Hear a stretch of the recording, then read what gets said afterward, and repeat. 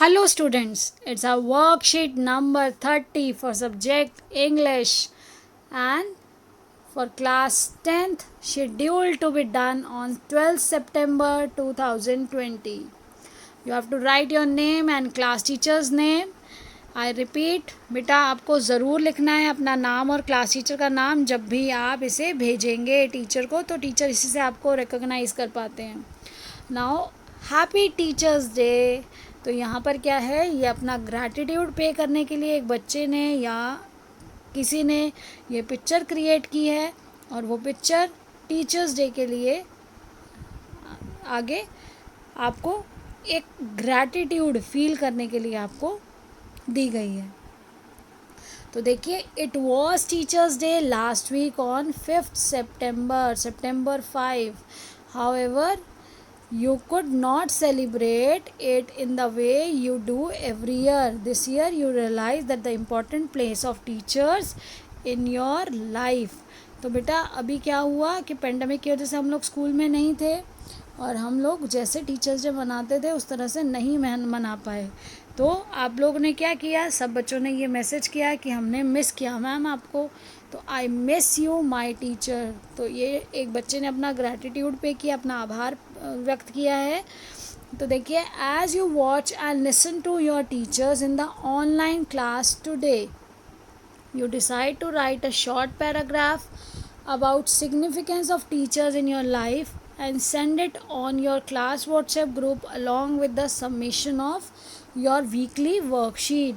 तो आपने क्या सोचा कि आपने अपनी वीकली वर्कशीट के साथ साथ अपना ग्रैटिट्यूड पे करने के लिए अपनी टीचर्स, अपने क्लास के स्टूडेंट्स को ये याद दिलाने के लिए आपने सिग्निफिकेंस, यानी कि सिग्निफिकेंस का दूसरा वर्ड होता है बेटा importance of teachers in our life.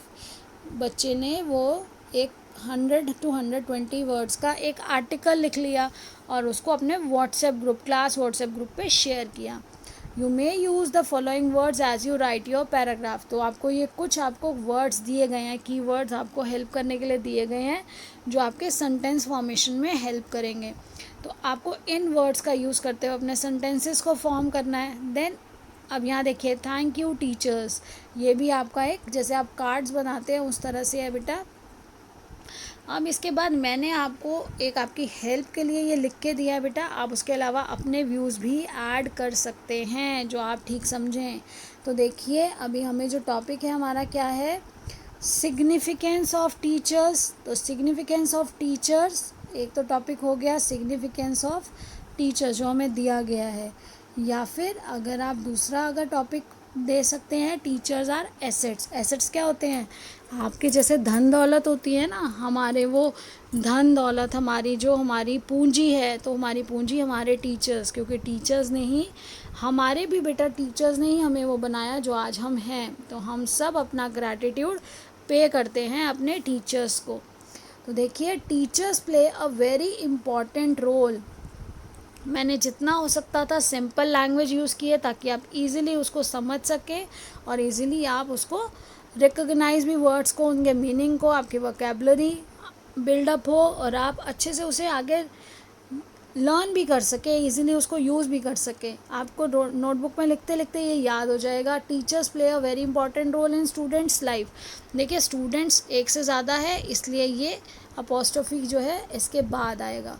A teacher imparts. Teacher क्या देता है, नॉलेज देता है, ज्ञान देता है, गुड वैल्यूज़ डालता है, ट्रेडिशन, मॉडर्न डे चैलेंजेस को फेस करना सिखाता है, and ways to resolve them. और उनको कोई भी अगर प्रॉब्लम आ जाए तो उसको कैसे सॉल्व करना है, ये तरीका भी हमें हमारे टीचर्स सिखाते हैं. और बेटा स्कूल में ही हम इंडिपेंडेंट लाइफ जीते हैं. घर में तो क्या होता है, मम्मी पापा के साथ होते हैं तो हम बहुत सी चीज़ों के लिए मम्मी पापा पे डिपेंड होते हैं, लेकिन वहाँ पर ही हम अपनी पहचान बनाना सीखते हैं और हम अपना हर डिसीजन अपने आप लेना सीखते हैं कि किस तरह से हमें राइट और रॉन्ग की नॉलेज जो है वो हमें स्कूल में हमारे टीचर्स ही देते हैं. A good teacher is an asset to the students. तो हमारे लिए बहुत इम्पॉर्टेंट है. जैसे हमारे लिए हमारे घर में सारी हमारी जो चीज़ें हैं, एसेट्स हैं हमारे, उस तरह से हमारी टीचर्स हैं हमारे लिए. During this COVID-19 pandemic, they helped us to cope up with the stressful situation with lots of love. हमारी सभी टीचर्स ने हमारी हेल्प की, और इस पेंडेमिक में जो स्ट्रेसफुल, जो परेशान करने वाली सिचुएशन थी, सब बहुत ज़्यादा हताश हो गए थे, तो उस कंडीशन में टीचर्स ने हमें लव प्रोवाइड किया, हमें हर तरह से इनकरेज किया, काइंडनेस दिखाई, इनकरेजमेंट दिया, फिर which made a positive difference. उससे क्या हुआ, हमारे माइंड में एक पॉजिटिव डिफरेंस आया इन आर एटीट्यूड टूवर्ड्स.